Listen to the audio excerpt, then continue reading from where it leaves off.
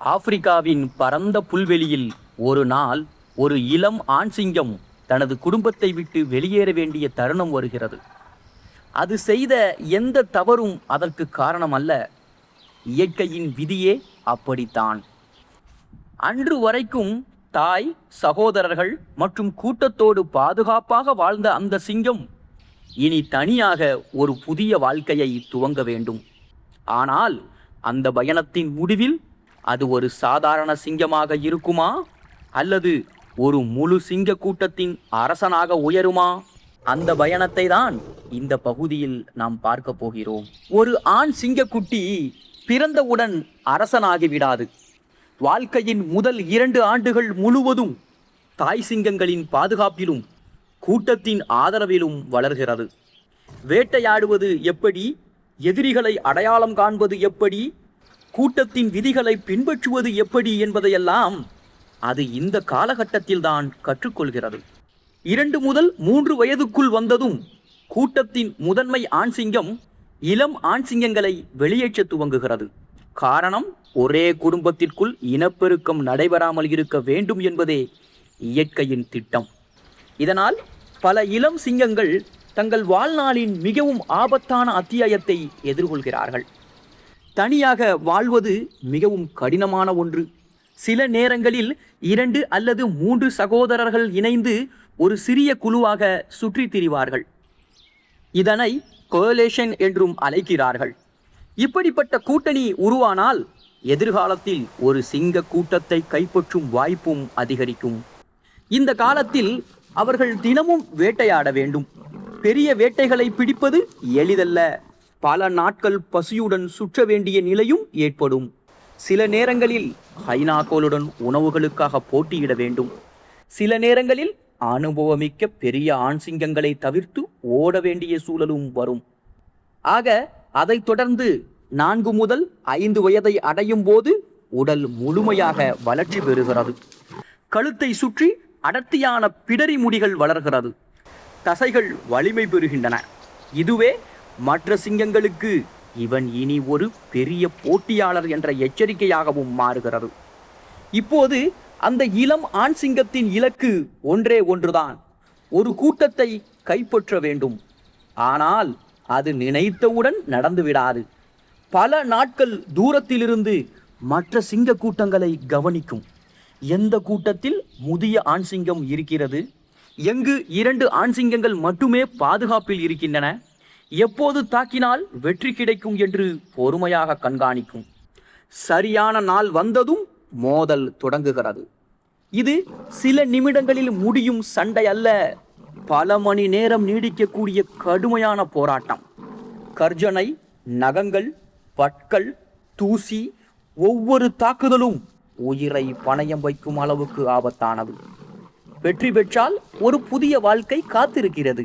தோற்றால் மரணமோ அல்லது வாழ்நாள் முழுவதும் சுமக்கும் காயங்களோ காத்திருக்கின்றன. இறுதியில் வெற்றி பெற்ற ஆண் சிங்கம் அந்த கூட்டத்தின் புதிய அரசனாக மாறுகிறது. ஆனால் உண்மையில் இதுவே அதன் வாழ்க்கையின் மிக கடினமான கட்டத்தின் துவக்கம். அரசனாக மாறுவதை விட அந்த அரச பதவியை ஆண்டுகளுக்கு காப்பாற்றுவது இன்னும் பெரிய சவால்.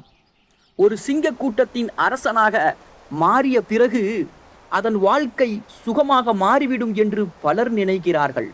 ஆனால் உண்மையோ அதற்கு நேர்மாறானது.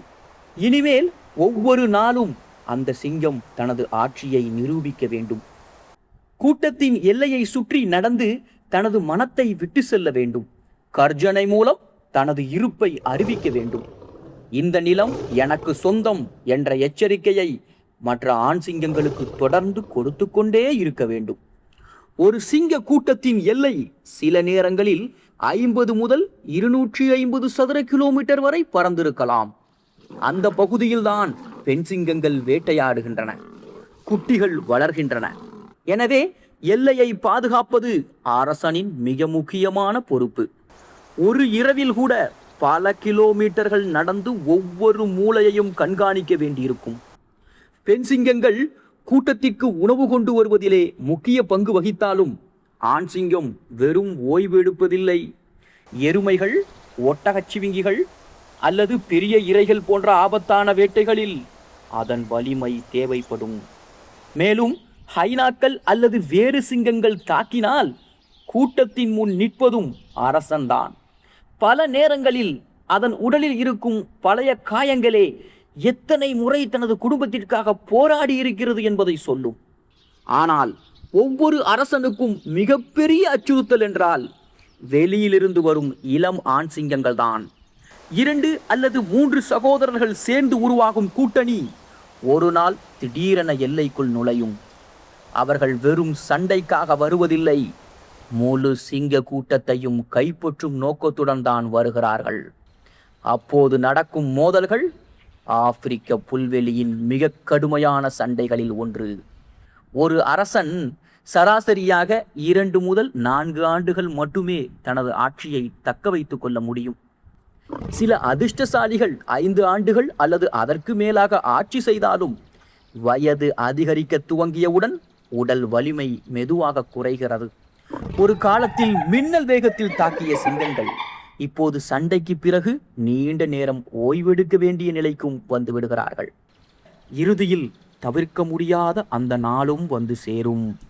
இளம் சிங்கங்களின் கூட்டணி மீண்டும் தாக்கும். இந்த முறை போராட்டம் இன்னும் கடுமையாக இருக்கும்.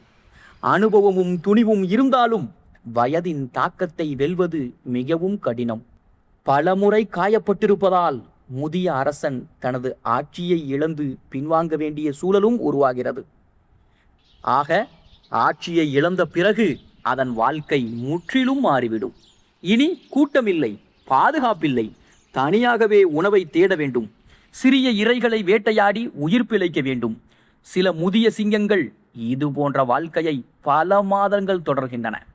சில சிங்கங்களோ புதிய கூட்டணியில் சேர முயற்சிக்கின்றன.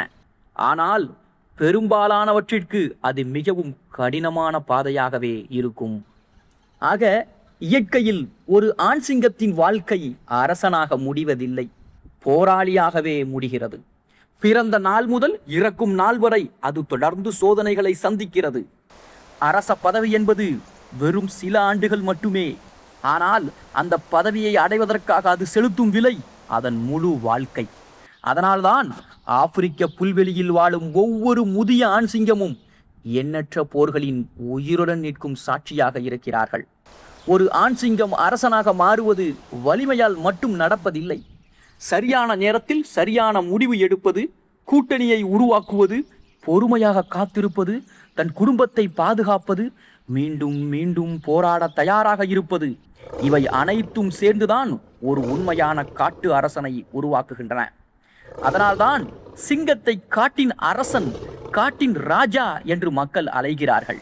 அது எல்லா விலங்குகளையும் விட வலிமையானது என்பதால் அல்ல, அது தனது வாழ்க்கையின் ஒவ்வொரு கட்டத்திலும் உயிர் பிழைத்து அந்த அரச பட்டத்தை சம்பாதிக்க வேண்டி இருப்பதால் தான் என்பதும் குறிப்பிடத்தக்கது.